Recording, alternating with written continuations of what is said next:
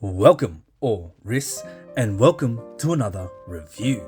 This is the Omega Speedmaster Professional, also known as the Moonwatch. Now, it should also be noted that this specific model has a sapphire crystal with a display caseback, earning it the Sapphire Sandwich nickname. When considering a timepiece, many of us like to commemorate special occasions or events with the watch. They function as tools and tell us the time, but they also carry the time they've told. Mementos, memories, moments. They do more than tell the time. They can capture things cameras can't, evoke emotions without a word, and tell stories beyond those found in books. They can become an important object in someone's life, but the Speedmaster has become an important part of humanity. Here are the dimensions and specs. The Speedmaster has a case diameter of 42mm, a lug width of 20mm, lug to lug of 47.5mm, a thickness of 13.2mm. It has a water resistance of 50 meters and a power reserve of 50 hours thanks to the 3861 caliber. The dial is simple yet deceptively detailed. It dons a uniform matte black color but incorporates texture and depth to break up an otherwise monotonous canvas. A fine grainy pattern spans the surface of the dial, giving the light something to latch onto. This helps the dial come to life, allowing the many shades of black to shine through, leaving the dial with a deep, dark grey tone in most situations. The subdials are recessed into the main dial and are the biggest contributor to depth. Together, they form craters on the dial, just like those found on the moon's surface, albeit much more uniform. They have a gentle, transitioning slope which attracts light surprisingly well, creating a highlighted border that allows the subdials to appear distinct, forming a natural separation from the main dial, making them much easier to discern. The minute track continues to introduce segments and depth to the dial with its stepped design. It allows the main dial to stand proud and works in tandem with the subdials to generate a fantastic 3D appearance. To maintain a cohesive link to the other components, its 5-minute markers or hour markers overlap the track to the main dial. This helps to connect the two elements and further emphasizes that stepped construction. The font is simple and classic in a crisp white color, contrasting well against the black backdrop and isn't too overbearing. The printing does have a disconnected feeling. There are no circles or hard lines to differentiate the elements. Instead, the watch relies on the dial architecture to form segments. This works well to reduce clutter and really allows the slopes and angles of the dial to come through.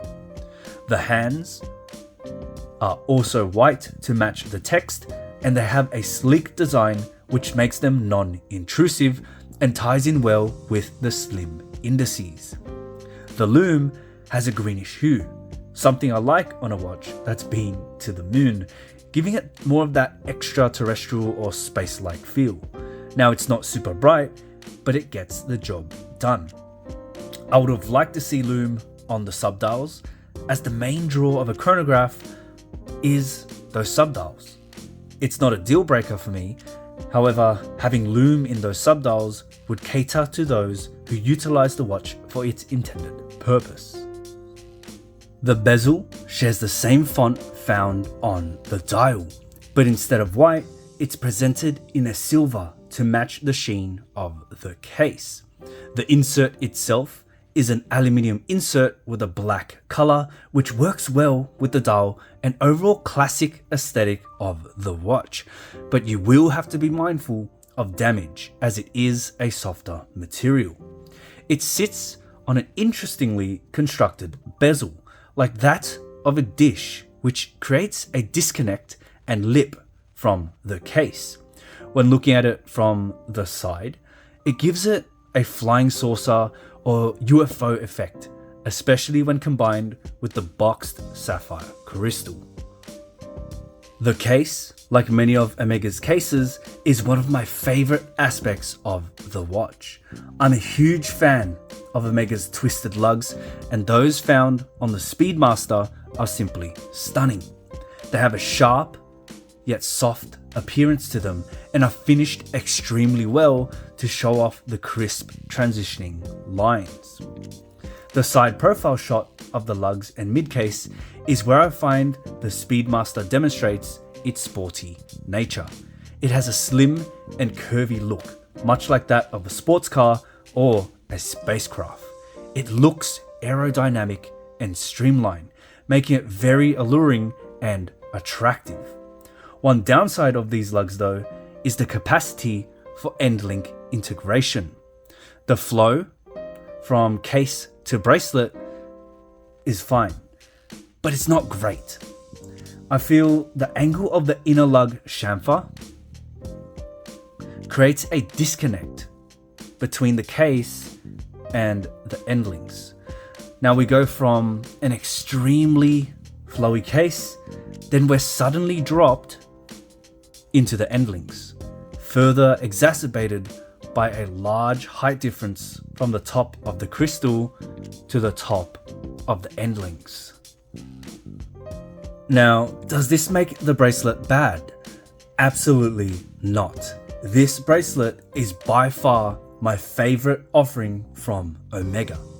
It has a 5-link construction with polishing found in the slimmer intermediate links flanked by wider brushed links. Each link is curved on both sides, giving the bracelet a uniform look and helps to capture light from all angles. The polished components are slightly shorter in height, giving the bracelet some depth to match that of the dial and case, and further emphasizes the shape of each link. This bracelet looks fantastic. It's refined and intricate and works well with the busier nature of a chronograph. The bracelet has a dramatic taper from 20mm at the lug to 15mm at the clasp, keeping it nice and slim. The clasp features a polished Omega logo with a predominantly brushed finish, which helps to hide scratches in a scratch-prone area. It has polished bezels and buttons and flows well from the bracelet, fitting into some cutouts right here in the joining links to allow for a smaller clasp. Now, the clasp doesn't include any form of micro adjustment, but it does have a quick adjustment function which is hidden under the lip of the clasp back here. As you can see, it has that push button, and to activate it, just give it a press and pull.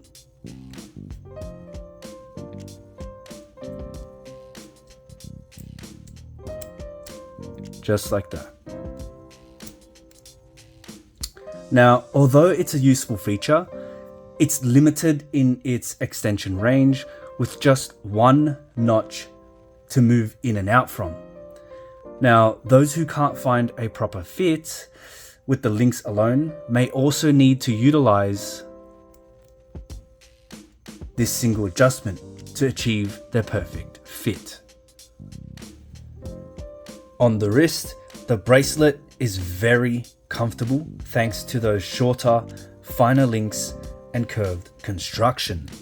The taper reduces hotspots, and in my case, I feel none at all.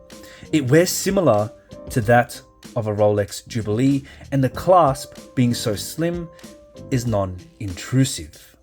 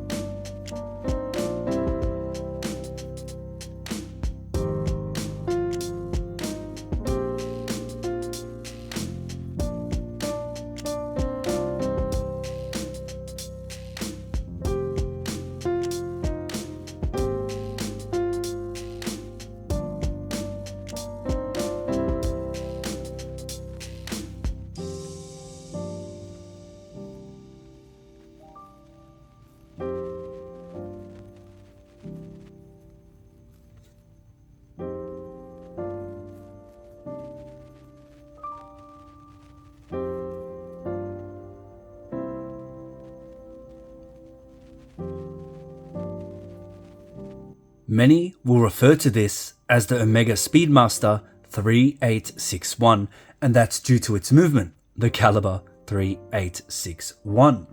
Fortunately for us, the sapphire sandwich allows for an awesome view of the movement. Now, being a manual wind watch, you will have to wind it every now and then. However, the absence of a rotor really allows the finishing and decoration of the movement to come through. On top of this, the caseback has a nod to its history, the first watch on the moon. The second hand is found on the left subdial, and the chronograph pushers have a crisp, tactile feeling when activated.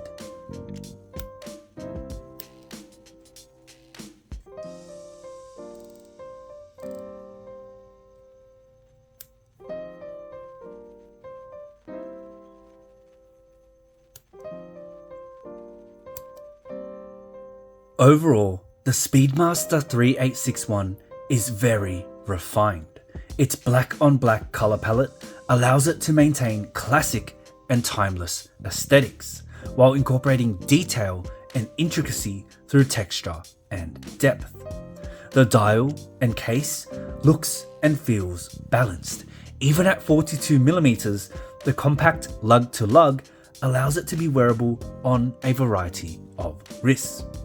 The bracelet also aids in its wearability, as the female end links enable a smooth contour with the wearer's wrist and eliminates any protruding elements. Just like many other watches, this one isn't perfect.